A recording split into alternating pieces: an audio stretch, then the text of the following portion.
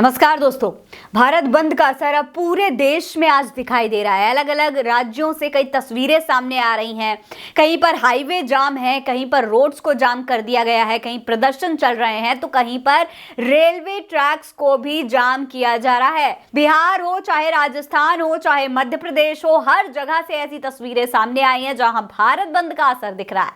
आरा और दरभंगा में ट्रेनें रोकी गई हैं। जहानाबाद, सहरसा और पूर्णिया में हाईवे जाम किए गए हैं। कई शहरों में नारेबाजी और प्रदर्शन चल रहा है। जयपुर समेत 16 जिलों में स्कूल बंद हैं। भरतपुर में एहतियातन इंटरनेट बंद कर दिया गया है। अलवर में रोडवेज की बसें रोकी जा रही हैं। दोस्तों, ये सब कुछ सुप्रीम कोर्ट के एससी आरक्षण में क्रीमी लेयर लागू करने की इजाजत देने के खिलाफ हो रहा है। दलित और आदिवासी संगठनों ने ये पूरा प्रदर्शन किया है। 14 घंटे का भारत बंद बुलाया गया है। National confederation of Dalit and Adivasi organisation ने इसे दलित और आदिवासियों के संवैधानिक अधिकारों के खिलाफ बताया है। वहीं इस भारत बंद का सबसे ज्यादा असर अगर हम बात करें दोस्तों तो बिहार में देखने को मिल रहा है। वहीं राजस्थान, मध्य प्रदेश और उत्तर प्रदेश में भी इसको लेकर अलर्ट जारी कर दिया है। विपक्षी दल भी इस पर काफी एक्टिव हो गए हैं, चाहे कांग्रेस हो, चाहे टीएमसी हो, सपा, बसपा, आरजेडी, झामुमो समेत कई दलों ने बंद का समर्थन भी दे दिया है। आगरा में बड़ी संख्या में बसपा कार्यकर्ता सड़कों पर उतरे हुए हैं।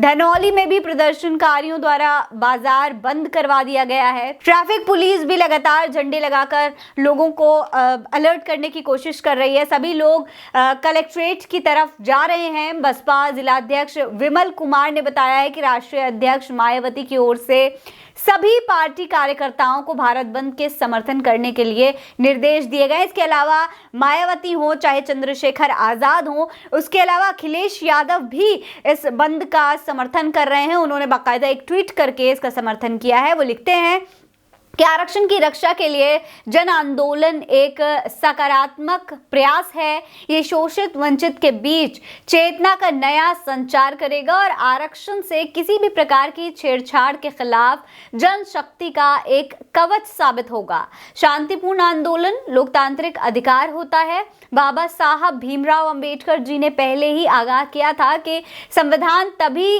कारगर साबित होगा जब उसको लागू करने वालों की मंशा सही होगी। सत्तासीन सरकारें ही जब धोखाधड़ी, घपलों, घोटालों से संविधान और संविधान द्वारा दिए गए अधिकारों के साथ खिलवाड़ करेंगी तो जनता को सड़कों पर उतरना ही होगा। जन आंदोलन बेलगाम सरकार पर लगाम लगाते हैं। ये ट्वीट दोस्तों अखिलेश यादव ने किया है। आपको बता दें, दरअसल ये जो पूरा विवाद है ये सुप्रीम कोर्ट के फैसले के बाद से शुरू हो गया है। कोर्ट ने 1 अगस्त को कहा था कि राज्य सरकारें अब अनुसूचित जाति यानी एससी के जो रिजर्वेशन है उसमें कोटे में कोटा दे सकेंगी।